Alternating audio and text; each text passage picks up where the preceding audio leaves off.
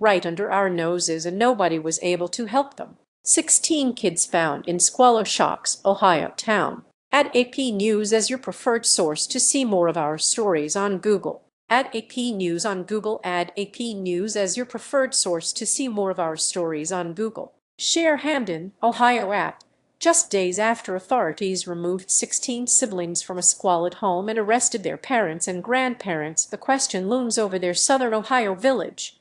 How could this have happened for years unnoticed right here? Neighbors of the family in tiny Hamden, employees at local stores where they shopped, and even the investigators who responded to the scene have been left to wonder that aloud and to themselves, and the limited information shared by investigators doesn't offer a full answer. The children weren't enrolled in school, the family moved around over the past 2 decades, and neighbors said they'd never spotted the kids. The children remained mostly confined to a small room in the house, investigators said, under deplorable conditions. Right under our noses, and nobody was able to help them sooner, said Emily Collins, 27, owner of VC Farm and Floral in nearby MacArthur, as she lamented how the case goes against the grain of the tight-knit community. It's just crazy, with all the wonderful things going on in our little hallmark town, and this is what puts us on the radar. It's really sad, said the mother of 3, who pulled out her chalk and decorated the sidewalk in front of her shop with bright flowers and stars drawn for the 4th of July to cheer herself up. Authorities said they had gone to the home Tuesday on an unrelated investigation and discovered the children, ages 11/2 to 18 years old, some of whom were unable to speak. 7 were taken to hospitals, including one who was in critical condition, investigators said. Their current conditions weren't immediately known Thursday. Child welfare officials have temporary custody of the children. Read more. Lawyers let the case play out. 4 people who are the children's parents and grandparents were arrested on child endangerment charges. Gary Siders Jr., 36, Gary Siders, 73, Elizabeth Siders, 33, and Christina Siders, 67, pleaded not guilty to child endangerment. Bond was set at $300,000 each. The children's mother, Elizabeth Siders, married their father, Gary Siders Jr., when she was 15, and all of the children are theirs, her attorney, Thomas Stoley, told the Associated Press. She was crying and exhausted when he met with her on Thursday, Stoley said. In fact, my client's first question to me when I walked into the jail and introduced myself was about her kids. She asked if her children were okay, she asked if I knew where they were, and she asked when she'd be able to see them again, Stoley said. He wasn't able to answer those questions, but I thought it was telling that her first concern was not, when can I get out of jail, but was, are my children okay? Sign up for Morning Wire.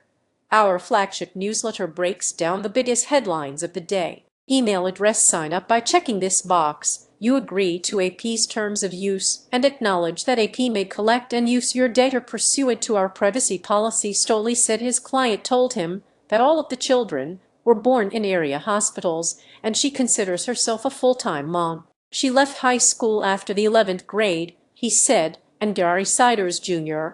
was driving for DoorDash and looking for another job, he said. Stoley said the prosecutor's office has not yet shared their evidence with him, but so far he hasn't seen anything that supports Ohio Attorney General Andy Wilson's description of the family as pure evil. Evil requires malice, and I did not see any malice in Elizabeth, Stoley said. He added, I think that this is more so a case of isolation than a case of evil, and I think that there's an important distinction there, because if that's all you know and you have to think someone at 15 years old doesn't know a whole lot about being an adult, about being a mother, about being a wife, and that's been your worldview for the past 17 or 18 years, you get shaped by that. Stoley said Elizabeth didn't characterize herself as a victim, but I think it may be too early to actually determine what was going on there. While the headlines may be sensational, there's a real human component to this, and so I would ask people to give this process time to play out, Stoley said.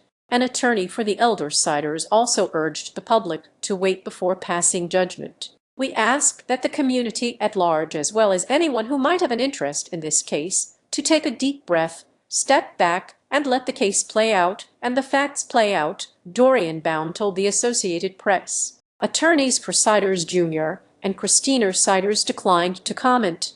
Little traffic on Holmes Rural Road. A man who lives 3 houses down from the Siders family said he had seen no kids at all there. "It's a sad situation," said Joseph Stewart, 60, who has lived in the quiet neighborhood for 6 years. Authorities wouldn't publicly share the nature of the other investigation that led them to the house Tuesday. However, court records show a warrant was issued for Siders Jr.